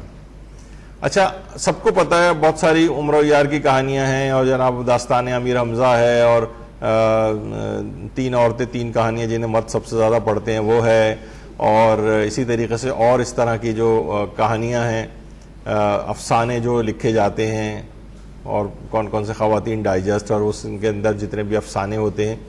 تو دیکھا جائے تو یہ سب جھوٹ پہ مبنی, لیکن کیا ہے, کیونکہ سب کو پڑھنے والے کو بھی پتا ہے کہ یہ جھوٹ ہے اور ایک خیالی قصہ ہے, تو قصہ اور کہانیاں اور داستانوں کے اندر بھی, یعنی یہ حرام نہیں کوئی کہے کہ بھئی یہ تو جھوٹ آپ لکھ رہے ہیں سارا, نہیں, سامنے والوں کو بھی پتا ہے اور ان کو بھی پتا ہے, پڑھنے والے کو بھی اور لکھنے والے دونوں کو پتا ہے کہ یہ قصہ کہانی اور داستان ہے. ہاں البتہ وہ ایک حرام ہو جائے گا کہ مثلا آپ نے ایک جھوٹی کہانی لکھی اور اوپر لکھ دیا سچی کہانی, اور سچی کہانی کے طور پر اس کو پیش کیا, تو اب یہ جھوٹ ہو جائے گا, کیونکہ آپ نے لوگوں کو یقین دلایا کہ یہ بات سچ ہے. تو اس طریقے سے, یا اسی طرح سے ایسی جو چیزیں آپ کے نزدیک ثابت نہیں ہیں اور اس طرح کی بغیر سند اور حوالے کے پوسٹیں آتی ہیں آپ کے پاس, تو ان پوسٹ کو آپ ادھر ادھر وائرل کرنے لگتی ہیں. تو بہرحال کوشش یہ کریں کہ یہ اس طرح کی چیز ایسے نہ ہو. البتہ بہرحال قصہ کہانیاں اور داستانیں, یعنی جو اس کے طور پر ہوں, قصے کہانی کے طور پر, اس کو بیان بھی کیا جا سکتا ہے, فارورڈ بھی کیا جا سکتا ہے, لکھا بھی جا سکتا ہے. البتہ وہ ضرور ہے کہ بہرحال میں نے اتنی ساری چیزوں کی مثالیں دیں, یعنی یہ مخرب الاخلاق ٹائپ کی کہانیاں یا بہت زیادہ عشق و عاشقی اور یہ فلاں جو اس طرح کے افسانے, تو یہ لوگ یہ چیزیں نا دماغ بنا دیتی ہیں. کوئی اس کے اندر وہ چیز نہ ہو کہ انسان کی اخلاقیات متاثر ہو, اس کے عقیدے متاثر ہوں, اس طرح کی کوئی چیز نہیں. تو قصہ کہانیاں داستانوں میں اجازت ہے, بشرطے کہ جھوٹی کہانی کے اوپر سچی کہانی نہ لکھا جائے, اس صورت میں اس کی اجازت ہے. اس کے بعد آتا ہے انشائیہ جملہ. انشائیہ جملہ, دیکھیے عربی جو جملے ہیں ان کی 2 بڑی اقسام ہیں. ایک کو کہتے ہیں خبریہ یا اخباریہ جملہ جو ہوتا ہے, یعنی ایسا جملہ کہ جس کو سن کر آپ یہ پتا چلا سکیں کہ یہ جھوٹ ہے یا سچ ہے. مثلا میں کہوں کہ میں اس وقت مدرسۃ القائم میں بیٹھا ہوا ہوں, تو یہ کیا ہے, خبریہ جملہ ہے. اس سے یا تو بیٹھا ہوں گا یا نہیں بیٹھا ہوں گا. اگر بیٹھا ہوں تو سچ ہے, نہیں بیٹھا پھر بھی میں کہوں کہ میں بیٹھا ہوں تو یہ جھوٹ شمار ہوگا, یہ خبریہ ہے. اور دوسرا جملہ کہلاتا ہے انشائیہ جملہ. انشائیہ وہ جملہ ہے جس میں کوئی جھوٹ اور سچ ہی نہیں ہوتا. یہ ایسا جملہ ہے جس میں نہ جھوٹ ہے نہ سچ ہے. اس کی بہت سی مثالیں, کم سے کم 4 چیزیں ایسی ہیں, کچھ 5-6 بھی کر دیتے ہیں اس کو. ایک سوال, دعا, حکم اور درخواست. یہ 4 چیزیں ایسی ہیں جن میں جھوٹ اور سچ نہیں ہوتا ہے.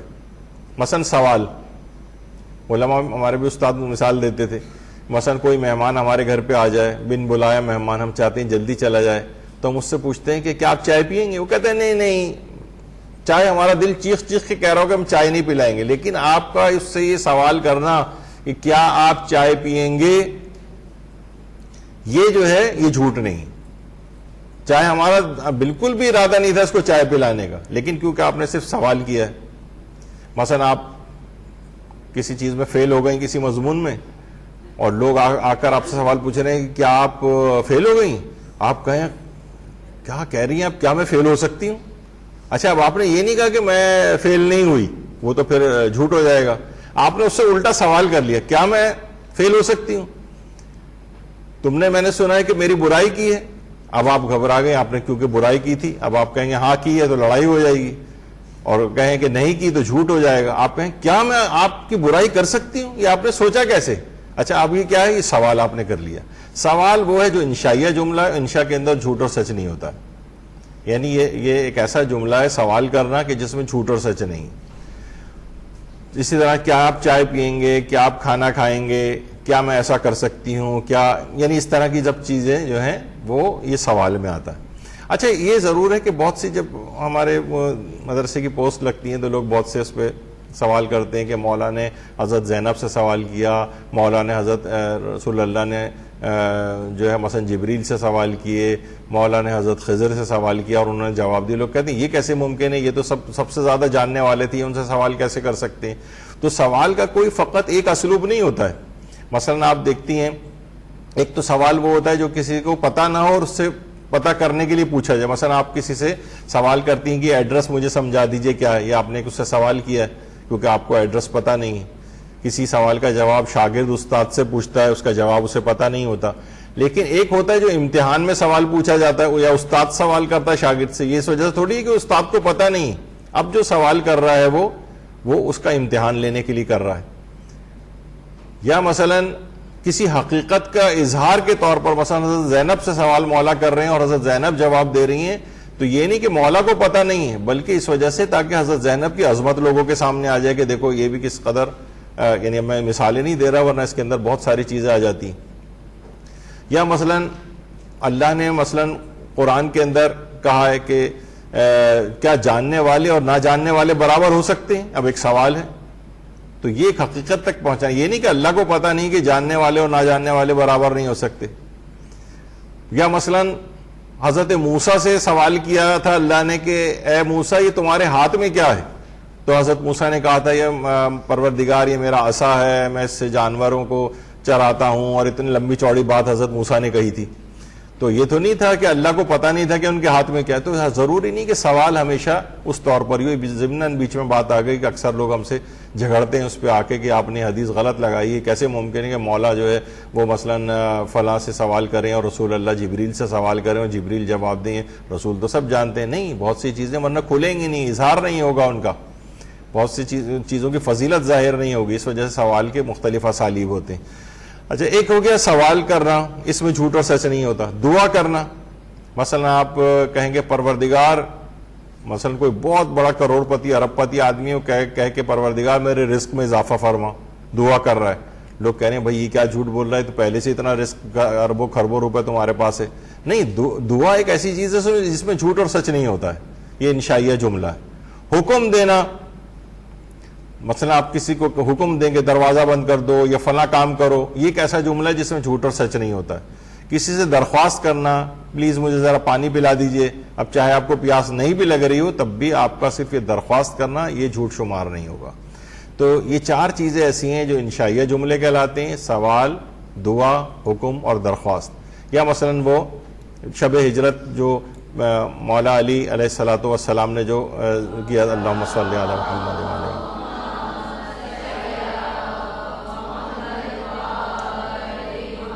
کہ جب پیغمبر کے بستر کے اوپر چادر اوڑھ کے لیٹے ہوئے تھے اور پھر جو ظالم کفار آئے اور انہوں نے چادر کو ہٹایا اور پوچھا کہ رسول اللہ کہاں ہیں، تو مولا نے کیا کہا؟ کیا انہیں میرے سپرد کر کے گئے تھے؟ یعنی یہ نہیں کہا کہ مجھے پتہ نہیں ہے کہ وہ کہاں ہیں. اب یہاں الٹا ان سے سوال کر لیا کیا میرے سپرد کر کے گئے تھے. تو یہ سوال ایک ایسی چیز ہے جو یہ انشائیہ کہلاتا ہے اور اس میں جھوٹ اور سچ نہیں ہوتا ہے. اس میں اس طرح سے کر سکتے ہیں. میں نے عمومی زندگی کی بھی آپ کو مثالیں پیش کر دی. جھوٹا وعدہ، ارے تو کیا جھوٹا وعدہ کرنے کی اجازت ہے؟ نہیں. یہ کون سا جھوٹا وعدہ ہے؟ یہ عمومی زندگی میں جو ہم ایک دوسرے سے عام وعدے کرتے ہیں کہ کل میں انشاءاللہ آپ کے گھر، کل میں آپ کے گھر آؤں گی، کل ہم لوگ ساتھ مثلا واک کرنے چلیں گے، کل جو ہے میں آپ سے فلاں پارک میں مل لوں گی، مثلا جو آپ اپنی سہیلیوں وغیرہ کے ساتھ کرتی ہیں. اور اس کے بعد آپ کا ارادہ ختم ہو جائے. یہ صرف اس وقت جھوٹا وعدہ یہ والا حرام ہوگا کہ جب اگر وقت وعدہ ہی تخلف کا ارادہ ہے، یہ حرام ہے. یعنی جس وقت آپ یہ وعدہ کر رہی ہیں کل میں تم سے ضرور آ کر ملوں گی، کل میں یہ کتاب انشاءاللہ آپ کو واپس کر دوں گی، کل میں آپ کو کتاب واپس کر دوں گی، ابھی کیا ہے، ابھی سے آپ کے دل میں ارادہ ہے کہ میں واپس نہیں کروں گی، میں اس کے گھر نہیں جاؤں گی، یہ جھوٹا وعدہ ہے اور یہ حرام ہے. کیونکہ وقت وعدہ ہی تخلف کا ارادہ ہے، آپ کا اس کا برخلاف کرنے کا ارادہ ہے، یہ جھوٹ ہے. اچھا اگر بعد میں تخلف ہو جائے، یعنی آپ نے جس وقت وعدہ کیا تھا بالکل سچا وعدہ کیا تھا، ارادہ تھا آپ کا کہ میں کل ملوں گی ان سے، کل میں ان کی کتاب واپس کر دوں گی، کل ہم مثلاً ساتھ جو ہے وہ واک پہ چلیں گے، بعد میں آپ کو کیا ہوا، کوئی مجبوری نہیں بھی ہے، مثلاً آپ کو دل نہیں چاہ رہا، مثلاً جو ہے آپ کو نیند آ رہی ہے، آپ کو تھکاوٹ محسوس ہو رہی ہے، اب آپ نہیں گئی، اگلے دن وہ آئی کہ بھائی تم نے تو یہ وعدہ خلافی کر دی، عرف میں دیکھا جائے کہ لحاظ سے وعدہ خلافی شمار ہوتی ہے، تو یہ شرعاً گناہگار آپ نہیں ہوں گی، کیونکہ آپ نے وقت وعدہ ہی آپ کا اس سے تخلف کا کوئی ارادہ نہیں تھا، یہ ارادہ تبدیل ہوا ہے بعد میں، تو وہ اب یہ گناہ نہیں لکھا جاتا۔ اچھا پھر وہ کیا ہے، وہ لوگ آ کر پیش کرتے ہیں کہ بھائی وہ جو قرآن کی آیات ہے، اوفو بالعقود، اے صاحبان ایمان اپنے وعدوں کو پورا کرو، اور مومن کی 3 نشانیاں ہیں کہ جو بات کرے گا، یعنی منافق کی نشانی ہے، بات کرے گا تو جھوٹ بولے گا، اور وعدہ کیا جائے تو وعدہ خلافی کرے گا، تو پھر وہ باتیں کہاں چلی گئیں؟ تو وہ آیت اللہ خوئی بھی فرماتے تھے کہ قرآن کے اندر بھی جو اس قسم کے وعدے، اوفو بالعقود، اپنے وعدوں کو پورا کرو، یہ وہ فرماتے تھے کہ یہ جو وعدے ہیں یہ سب عقد لازم کے سلسلے میں آئے، عقد لازم یعنی جو کاروباری ایگریمنٹس ہوتے ہیں نا، یہ تمام چیزیں، یہ جو آیات بھی ہیں اس ضمن میں آئی ہیں، اس میں آپ جو آپ نے وعدہ کیا ہے کہ بھائی اتنے دن کے بعد میں آپ کو فلاں، آپ اس نے پیسے دیے، آپ نے کہا اتنے دن بعد میں آپ کو چیز اس کو منگوا کر دے دوں گا، تو یہ جو ہے یہ اس سے آپ یہ اگر آپ نے توڑا تو یہ اس وعدہ خلافی کے اندر جائے گا۔ لیکن عمومی زندگی میں جو ہم وقت وعدہ ہمارا پکا ارادہ ہو کہ ہم اسے پورا کریں گے اور بعد میں ارادہ ہمارا کینسل ہو جائے تو یہ وعدہ خلافی کے حرام کیٹیگری میں نہیں آتا ہے، یہ یعنی گناہ نہیں لکھا جاتا اس کا۔ یہ صرف ان چیزوں کے لیے آیا ہے جو عقد لازم کہتے ہیں، یعنی جو کاروباری ایگریمنٹس وغیرہ ہوتے ہیں اس سلسلے میں چیزیں آئی ہیں۔ تو اگر وقت وعدہ ہی دل میں یہ خیال ہو کہ اسے پورا نہ کروں گا تو ایسا وعدہ کرنا یہ حرام ہے، البتہ بعد میں پورا کرنے میں دشواری ہو جائے اور خلاف ورزی ہو جائے یا آپ کا دل نہیں چاہ رہا ہو اس کو پورا کرنے کو، تو یہ وعدہ خلافی کا گناہ نہیں ملتا ہے۔ جو عمومی زندگی میں ہم ایک دوسرے سے کہہ دیتے ہیں کہ کل میں ملوں گا، فلاں جگہ ساتھ چلیں گے، یا میں آپ کو کھانے کے لیے فلاں چیز لا کر دوں گی، اس طرح کی چیزیں، تو یہ دماغ میں رہے کہ صرف وقت وعدہ آپ کے دماغ میں بالکل پکا سچا وعدہ تھا، تو یعنی اس وقت آپ نے دل میں ارادہ کیا ہوا تھا کہ میں اس کو پورا کروں گی، بعد میں خلاف ورزی ہو جائے تو گناہ نہیں ہے، لیکن وقت وعدہ ہی دل میں خیال تھا کہ میں اس کو پورا نہیں کروں گی تو یہ جھوٹ اور گناہ لکھا جائے گا اس کا۔ پھر اس کے بعد آتا ہے انشاءاللہ۔ اچھا عام طور پر سب سے پہلے تو یہاں پر ایک چیز بڑی بحث چلتی ہے کہ اس کو صحیح طرح سے لکھا کیسے جاتا ہے۔ ایک ہوتا ہے عام طور پر جو نیچے والا ہے جو سب سے زیادہ رائج ہے ہمارے یہاں لکھنا، وہ ان شاء کو ایک ساتھ لکھا جاتا ہے، جبکہ جو زیادہ بہتر طریقہ ہے وہ ہے ان کو الگ لکھیں، شاء کو الگ لکھیں اور اللہ کو الگ لکھیں، ورنہ جو نیچے والا ہے اس پہ لوگوں کا ایک اعتراض یہ ہوتا ہے کہ یہ معنی بنیں گے کہ اللہ نے بنایا یا اللہ کو بنایا، نیچے والا جو ہے اللہ نے بنایا یہ بھی کوئی سینس نہیں ہے اس کے اندر انشاءاللہ میں، اور اللہ کو بنایا یہ تو کفریہ ہی ایک لحاظ سے ہو جائے گا۔ تو جو اوپر ہے انشاءاللہ، اگر اللہ نے چاہا تو وہ صحیح وہ ہے جو اوپر لکھا ہوا ہے انشاءاللہ۔ اب آ جائیے کہ یہ انشاءاللہ مثلا آپ کا ارادہ نہیں ہے اور آپ کہیں کہ انشاءاللہ میں کل آپ کے یہاں آؤں گی، اور آپ نے ساتھ میں انشاءاللہ لگایا، تو علماء فرماتے ہیں بشرطے یہ انشاءاللہ بطور تبریک نہ کہو، تبرک کے طور پہ نہ کہو جیسے ہم لوگ عام طور پر کہتے ہیں برکت کے لیے، بلکہ معنی اس کے یہ ہوں گے آپ جو حقیقی معنی ہیں انشاءاللہ کے وہ دماغ میں رکھیں۔ اگر آپ نے مثلا ابھی یہ کہنا، جب بھی لوگ کہتے ہیں نا کہ آپ کہیں گے کہ میں انشاءاللہ آؤں گی، تو لوگ کہتے ہیں نہیں بھائی یہ پاکستانی انشاءاللہ نہیں چلے گا، لازمی آپ کو آنا پڑے گا، یعنی لوگوں کو بھی پتہ ہوتا ہے کہ یہ انشاءاللہ بس ایسے ہی آپ ٹالنے کے لیے کہہ رہی ہیں، کیونکہ وہ جو ہوتا ہے یہ بطور تبرک نہیں ہونا چاہیے۔ کون سا والا صحیح آپ کو دماغ میں آپ رکھیں کہ بھائی دیکھیں کائنات کی تمام چیزیں اللہ کے اختیار میں ہیں، اور جو ہے اگر اللہ نے چاہا تو کون ہے جو اس کو روک سکتا ہے، میں نہیں بھی اگر چاہ رہی ہوں گی تو اللہ اگر چاہے گا تو مجھے اٹھا کر وہاں لے جائے گا۔ تو یہ والا اگر کانسیپٹ آپ کے دماغ میں اور اس کانسیپٹ کو رکھتے ہوئے آپ نے انشاءاللہ کہا ہے تو یہ آپ کو فائدہ دے گا۔ مثلا میں آپ دماغ میں رکھیں اس بات کو کہ ابھی آپ کا ارادہ ہے کہ کل آپ کو وہاں نہیں جانا ہے، آپ کہیں گے نہیں میں انشاءاللہ کل آپ کے پاس آؤں گی، لیکن انشاءاللہ کا یہ والا مفہوم ہونا چاہیے کہ اگر اللہ نے چاہا تو کوئی طاقت اسے روکنے والی نہیں ہے، میں نہیں بھی اگر چاہوں گی تو زبردستی مجھے اللہ وہاں پر پہنچوا دے گا. یہ دماغ میں اگر ہے تو پھر آپ کہہ سکتی ہیں کہ انشاءاللہ، جبکہ آپ کا ارادہ نہیں تھا وہاں جانے کا. لیکن اگر آپ نے ویسے ہی کہا میں کل انشاءاللہ آؤں گا اور بطور تبرک کہا ہے اس کو، تو پھر یہ پھر وعدہ خلافی وغیرہ اور اس کے اندر والا معاملہ ہو جاتا ہے عام طور پر. یا مثلا کوئی اور چیز آپ کو دینی ہے اس کو یا اس طرح سے، تو انشاءاللہ کا لفظ بھی یہ بطور تبرک نہ ہو، بلکہ اصل حقیقی مفہوم جو اگر اللہ نے چاہا کا وہ ہے وہ آپ کے دماغ میں ہو تو اس کے مطابق آپ ایسے جملے کہہ سکتی ہیں. جھوٹا وعدہ کرنے کے متعلق آغا سستانی سے یہ پوچھا گیا جھوٹا وعدہ کرنے کا کیا حکم ہے، تو آپ نے فرمایا خلاف وعدہ عمل کرنے کے ارادے کے ساتھ وعدہ کرنا جھوٹ اور حرام ہے.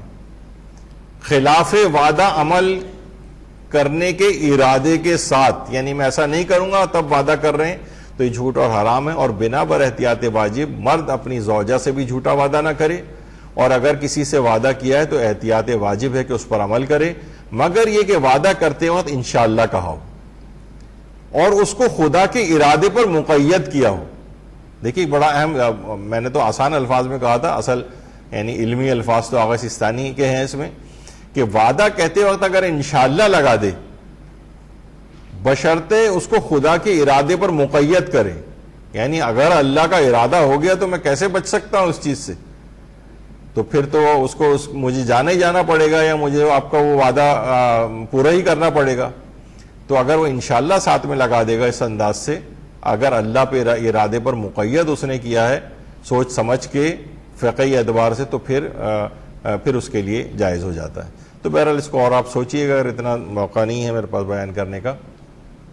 اچھا اب آ جائیے جھوٹ سے بچنے کے طریقے کیا ہوں. ایک تو یہی طریقہ جو ہم نے اس سے پہلے کہا کہ جناب اتنی معلومات رکھیں، تو بیچ بیچ میں آپ نے دیکھا یہ سب جھوٹ سے بچنے کے طریقے ہی تو بیان ہو رہے تھے.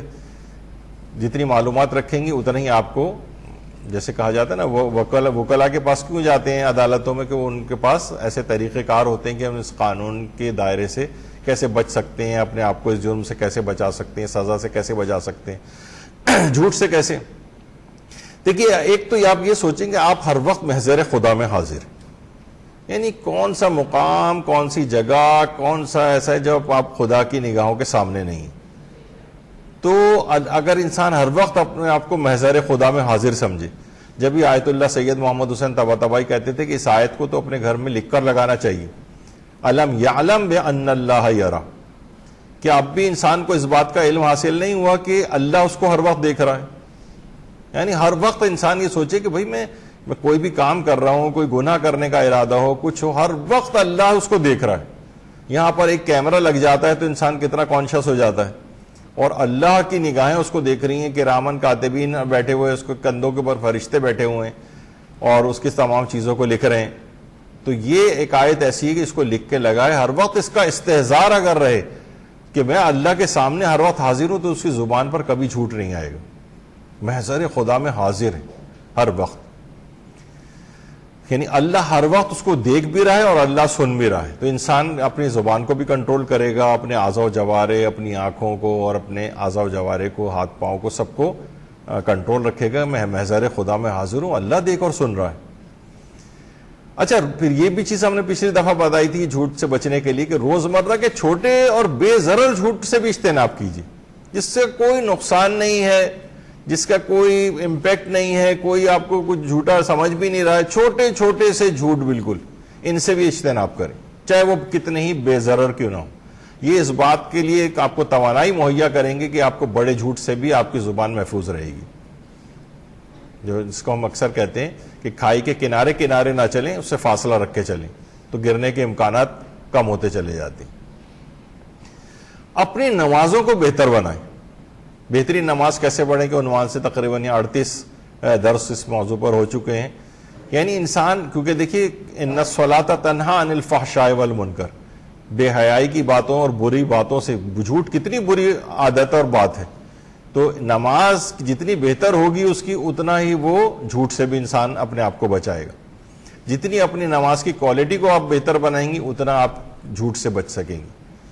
تو بہرحال جتنی کوشش کریں کہ ایک ایک چیز آپ کو اچھے طریقے سے، نمازوں کے مسائل اور نمازوں کو قبول کرانے والے اعمال، ان کو نمازوں کے ثواب کو ختم کرنے والے اعمال کون سے ہیں، ان کی جتنی معلومات بڑھائیں گی اتنا آپ کو احساس ہوگا جتنی نماز آپ کی بہترین ہوگی اتنی ہی نماز آپ کو فائدہ پہنچائے گی اور گناہوں سے بھی بچائے گی۔ اس پہ ہمارا پورا ہو چکا ہے کہ نماز کس طریقے سے بری باتوں اور فحاشی کی باتوں سے بچاتی ہے، کیونکہ ہم دیکھتے ہیں کہ نمازی بھی پڑھ رہے ہیں تب بھی ہمارے ساتھ یہ چیزیں انجام پا رہی ہیں، تو اس کا صحیح مفہوم کیا ہے یہ انہی درسوں کے اندر آپ کو ملے گا۔ تقریباً 38 کے قریب یہاں پر درس ہوئے تھے، پھر وہ سلسلہ رک گیا، اس کے بعد انشاءاللہ دوبارہ اس کو شروع کرنے کا پروگرام ہے۔ تو اپنی نمازوں کو بہتر بنائیں، سچوں کے ساتھ ہو جائیں۔ ایک تو وہ ہے قرآن کی جو آیت ہے سورہ توبہ کی، کونوا مع الصادقین، سچوں کے ساتھ ہو جاؤ۔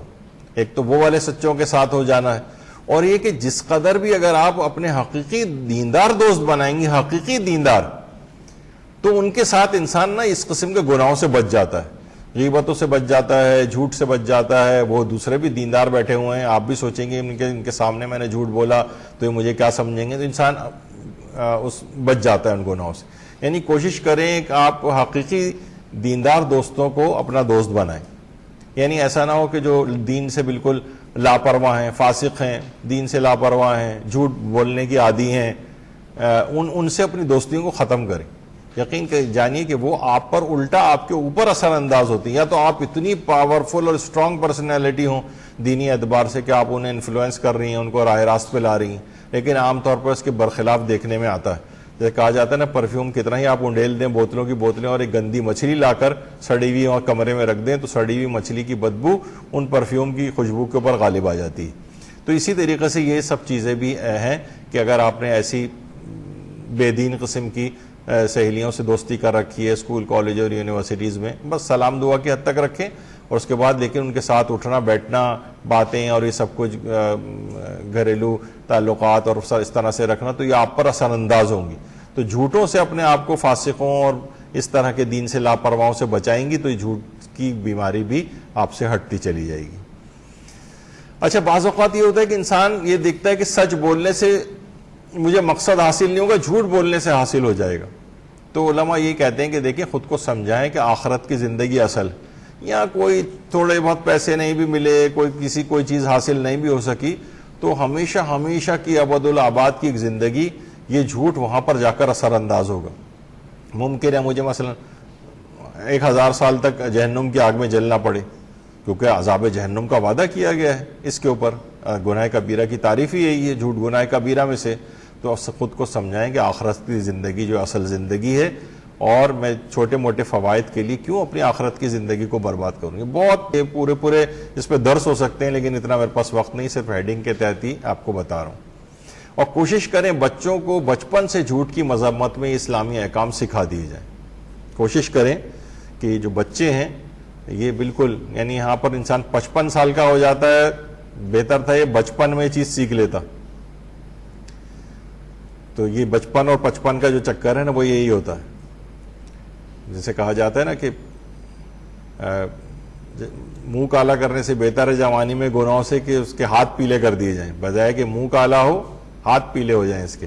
تو اسی طریقے سے بچپن میں اگر یہ چیزیں سکھا دی جائیں تو بچہ ان تمام چیزوں کو احکام کو سیکھ کر آگے بڑھے گا، اپنے آپ کو بچا لے گا کہ میں کیسے گناہوں سے بچاؤں۔ یہاں پر کوئی تذکرہ ہی نہیں ہوتا ہے، یعنی ہم اور ایکسپیکٹ یہ کر رہے ہوتے ہیں، لوگ شکایتیں کر رہے ہوتے ہیں، بھائی دیکھیں یہ بچے ہماری بات نہیں سنتے اور یہ کر رہے ہیں اور یہ گناہ کر رہے ہیں اور یہ چیزیں کر رہے ہیں۔ تو شروع سے احکام سکھائیں۔ دینی مدارس کی اہمیت اسی وجہ سے زیادہ ہے۔ یہ چیزیں جو آپ ابھی سیکھ رہی ہیں، یہ اگر آپ 5-6 سال کی عمر میں یا 4 سال کی عمر کے بچے بھی آتے ہیں پڑھنے کے لیے، تو جب وہ 14 سال تک پہنچتے ہیں 10 سال میں، تو اچھی خاصا ان کے پاس علم آ چکا ہوتا ہے۔ تو یہ ایک گریجول پروسیس ہے، لیکن یہ کہ آئے ہی 55 سال کی عمر میں تو ان کے پاس کتنا ٹائم ہے، پھر وہ ریزسٹنس کریٹ ہو جاتی ہے ان کے اندر، وہ ماننے کو تیار نہیں ہوتے، یہ کیسے ہو سکتا ہے اور وہ کیسے ہو سکتا ہے اور یہ عقل کے خلاف ہے اور یہ سب چیزیں۔ بچپن سے یہ سب چیزیں سیکھ لے گا تو آسانی ہے۔ کوشش یہ کریں جس سے انسان جھوٹ بولتا ہے نا، کہ لوگوں کو تنگ گلی میں جانے پر مجبور نہ کریں کہ وہ جھوٹ بولیں، ایک وے آؤٹ ان کے لیے ہونا چاہیے۔ کبھی بھی یہ نہ کریں کہ مثلا کہا جاتا ہے نا جب بھی کہ لوگوں کو کبھی کٹہرے میں کھڑا نہ کریں، کٹہرے میں کھڑا کر دیا، اب سوال جواب، تم نے ایسا کیوں کیا؟ اب ظاہر ہے وہ کیا کرے گا، جھوٹ بولنے کے علاوہ کوئی چارہ ہی نہیں ہے اس کے پاس. اس طرح سے نہ کریں. کبھی بھی جب بھی کہا جاتا ہے بچے یا جوان ان کو کوئی گناہ بھی کسی کے علم میں آپ کے آ جائے تو کبھی اس کو ریڈ ہینڈڈ نہ پکڑیں. تربیت اولاد کی نشستوں میں ہم نے یہ تفصیل یہاں پر بتائی تھی کہ ان کو کبھی ریڈ ہینڈڈ نہ پکڑیں کسی کو بھی، یعنی تجاہل عارفانہ سے کام لیں، بالکل ایک یعنی آنکھ بند کر کے، بعد میں کبھی اس کو سمجھا دیں. لیکن اگر آپ نے ریڈ ہینڈڈ پکڑا نا تو اس کی عزت نفس مجروح ہو جائے گی اور تھوڑا سا بے غیرتی کی طرف چلا جائے. ایک دفعہ پکڑا گیا وہ کہے گا 3-4 دفعہ اور بھی پکڑا جاؤں تو کیا ہے، تو یعنی پھر وہ اس چیز سے شو ڈاؤن نہیں ہونا چاہیے اس طرح سے. تو وہ پھر جو ہے نا وہ کوشش کریں کہ آپ کسی اور طریقے سے بعد میں سمجھا دیں، لیکن ابھی اس کو بالکل رنگے ہاتھوں نہ پکڑیں کسی بھی سلسلے میں. تو اس پھر کیا ہوتا ہے کہ وہ نا جھوٹ بولتا ہے، اسے اور کوئی طریقہ کار نظر نہیں آتا کہ اپنے آپ کو کیسے ڈیفینڈ کرے وہ.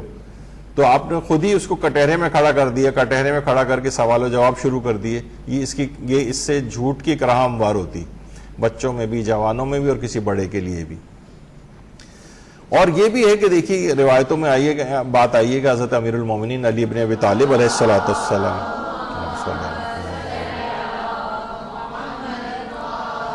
فرماتے ہیں کہ جب امانت داری قوی ہو جاتی ہے تو صداقت بڑھ جاتی ہے. یعنی کوشش کریں کہ آپ باتوں میں امین بنے لوگوں کی، دوسروں ان کی باتیں کسی دوسروں کو نہ بتائیں. اس طرح یعنی جتنی آپ میں امانت داری بڑھے گی ہر طرح سے اتنی آپ کی صداقت کے اندر اضافہ ہوگا. اور ظاہر ہے جب صداقت میں اضافہ ہوگا تو جھوٹ خود بخود ہی آپ سے ہٹ جائے گا. تو یہ چیزیں ایسی ہیں. اور کوشش کریں کہ جھوٹ کے خوفناک نقصانات کا آپ جائزہ لیں. دیکھیں انسان کبھی کسی چیز سے بچتا کب ہے، جب اس کی خوفناکیت کا اس کو پتہ چلتا ہے. کتنی چیزیں ہیں دیکھیے کہ مثلا قرآن میں اللہ نے فرمایا اللہ کسی جھوٹے اور ناشکری کو ہدایت نہیں دیتا.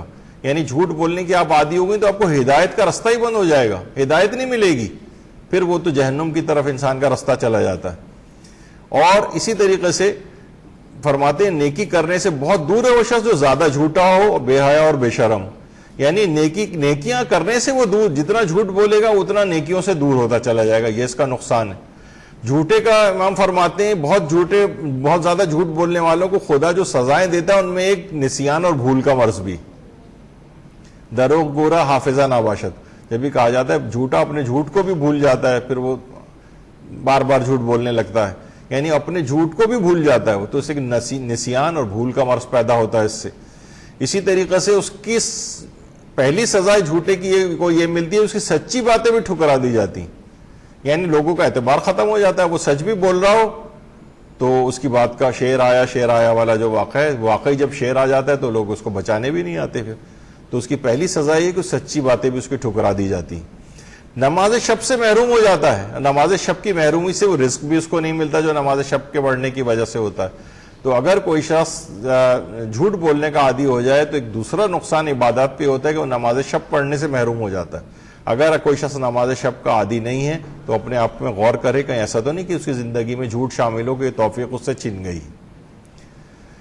اور قبر کے عذاب کا باعث پیغمبر فرماتے ہیں چغل خوری، غیبت اور جھوٹ، یہ 3 گناہ ایسے ہیں جو عذاب قبر کا باعث ہے. کتنے خوفناک چیز ہے کہ انسان قبر میں جو ہے اس کو ان گناہوں کے سبب عذاب دیا جائے. اور جھوٹے شخص کی حتیٰ کہ جو اس سے دوستی سے بھی اجتناب کرنے کو کہا گیا کہ وہ جھوٹے کے ساتھ رہنے والا اسے بھی جھوٹا سمجھا جانے لگتا ہے. اور اللہ کی ناراضگی اس کو ملتی ہے. 3 چیزیں جو ملتی ہیں اس کو لوگ بھی اسے حقیر سمجھتے ہیں اور ملائکہ بھی اس سے نفرت کرنے لگتے ہیں.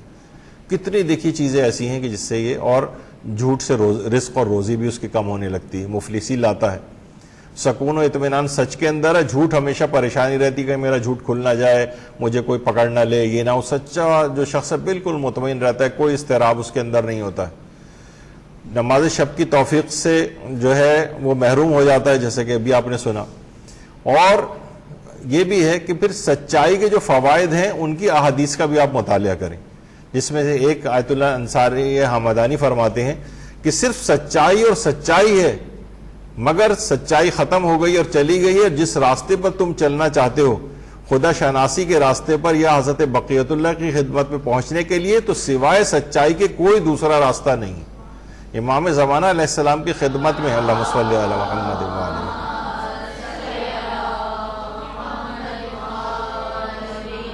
اگر ان کی خدمت میں واقعتاً کوئی پہنچنا چاہتا ہے، ان کے دربار تک رسائی حاصل کرنا چاہتا ہے، تو کہتے ہیں فقط سچائی اور سچائی کے کوئی اور راستہ نہیں ہے ان کی خدمت میں جانے کا۔ انسان اپنے کردار کے اندر کذب عملی سے بھی انسان اپنے آپ کو بچائے، اور اپنے سچائی عمل کے اندر بھی پیدا کرے، اپنے قول میں بھی پیدا کرے، تو انشاءاللہ بہت امید ہے کہ وہ اس میں پھر آگے سے آگے بڑھتا چلا جائے گا، یہاں تک کہ امام زمانہ علیہ السلام کی خدمت میں پہنچ جائے گا۔ اگرچہ آج مجھے باتیں اور بھی تھیں، لیکن کچھ بات سے باتیں نکلتی چلی گئیں، تو بہرحال لیکن یہاں پر ہم آج اس درس کو اپنے ختم کرتے ہیں۔ اور اس لحاظ سے جو آپ نے شروع میں سنا تھا، آیت اللہ شبیری زنجانی نے واعظین کو اور دینی طالب علموں کو جو نصیحتیں فرمائیں اور کہا ہے کہ جب بھی آپ چاہے رمضان میں آپ کو تبلیغات کے لیے جانا ہو یا ایام اضحیٰ کی تبلیغات میں، تو اس میں خاص طور پر 3 چیزوں کا انہوں نے کہا تھا کہ ایک تو جھوٹ کے موضوع پر آپ زیادہ تر لوگوں کو زیادہ سے زیادہ آگاہ کریں، دوسرا غیبت کے موضوع پر، اور تیسرا تھا لوگوں کو ایذا رسانی کے خلاف، لوگ ایک دوسرے کو تکالیف پہنچاتے ہیں۔ تو ان میں سے 2 چیزوں کے اوپر تو ہم نے ان کی نصیحت پر عمل کیا۔ 7 دروس ہمارے غیبت پہ ہوئے، 5 دروس جو ہے وہ جھوٹ کے موضوع پر ہوئے۔